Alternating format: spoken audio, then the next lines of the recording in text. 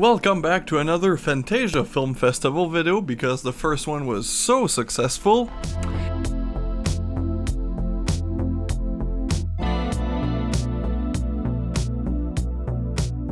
Anyways, this is me covering my second day. However, it'll be a bit different since, I'm only gonna be covering one film that I went to see. Not that the other two ones were bad, well, at least one of them was really good. I'll shout it out right now, Hypochondriac. It was produced by Elevation Pictures, so I'm pretty sure it's gonna be easy to find. And the other one, well, dog shit, pure dog shit. But the first one I've seen was probably my favorite one up to date, and that film was All Jacked Up and Full of Worms. So I didn't know anything about this film. I was looking at the schedule on my phone the day prior to me going, and then I saw the little label called Underground. So this is part of the underground film movement, and it's a very interesting one. Now there are many levels to the underground horror scene, and this one is one with, a bigger budget since it was actually produced by producers and not self-financed by the director, writer, and producer. But it was quite fun seeing this type of transgressive cinema at, let's be honest, a pretty mainstream film festival. Now because of that, I would highly recommend you guys keep an eye out for the films with the underground tag next year at the Fantasia Film Festival. If I go back and make more videos, I'll probably do a video covering all of those. So what is All Jacked Up and Full of Worms? Well, I kind of had to, pick out my brain because it's been 1 week since I've seen it already, but it was quite the fun feature film. It's this very authentic, insane movie, very much influenced by the work of David Lynch, and maybe some Frank Henenlotter thrown in there for good measures. It's this film that follows multiple characters. We have Benny, which is a weird guy with a lot of mental issues, and the first time we see him, we learn that he's gonna be a father.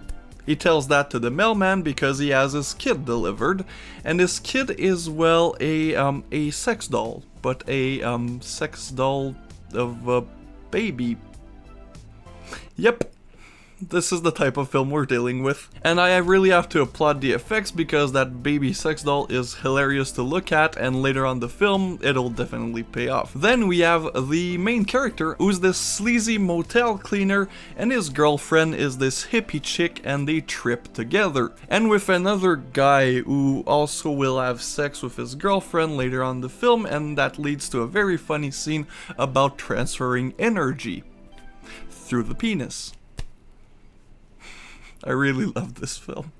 So Benny and Roscoe will be the two main characters we're gonna follow, but add to that, the characters of the girlfriend, the guy she sleeps with, a strange duo of serial murderers. One has a face painting of a clown.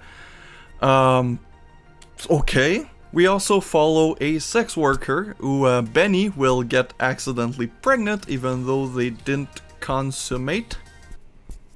And then we get this weird man who's on TV to discuss his many usage of drugs. But what kind of drugs, you may ask? Well, the main focus of the film, which are worms. If you know me, worms are probably my weakness. The only film that I'm not able to ever finish because I am so disgusted by it in my entire collection is Ted V. Michael's Worm Eaters. That might be a challenge for a future video. So I really don't like the concept of people eating worms, and this film is about worm eating. It's disgusting. It's gross.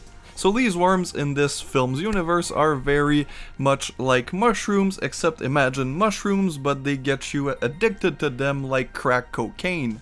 So we basically follow all of these characters in this town and this universe of weirdos, the sleazy scuzzy motel, Benny the weird sexual pervert, Roscoe the hippie guy, and we follow their adventure as they trip out on these worms and get addicted to them, and that leads to many fun adventures.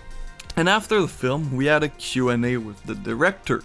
And holy shit, is he an incredibly fascinating guy.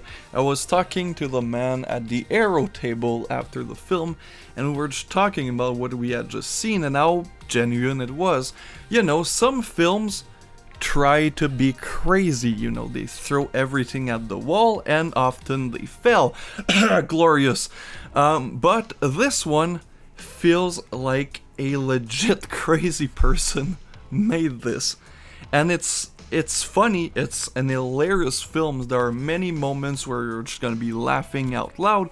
However, it's not really played as a wink wink, get it, we're funny. This is played straight and it just happens to be one of the most legitimately hilarious films that I've seen this year.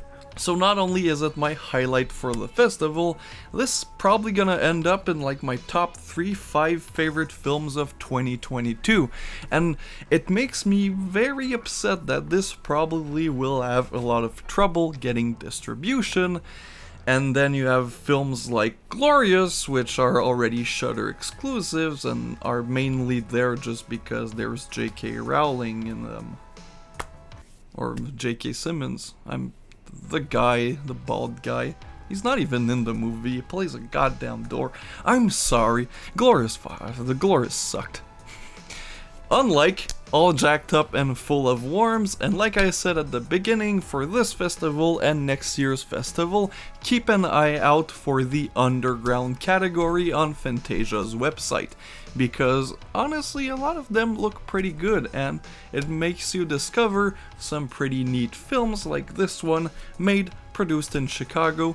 And by the way, I forgot to mention, but this was directed by Alex Phillips, which has to be the most generic name for anybody, but the man is quite creative and keep an eye out for his future work. Like I said, this one was amazing. Anyways, I can't wait for next week because I'll come out with my final video on the Fantasia Film Festival as it, you know, concludes. Thank you guys for watching and see you guys next time.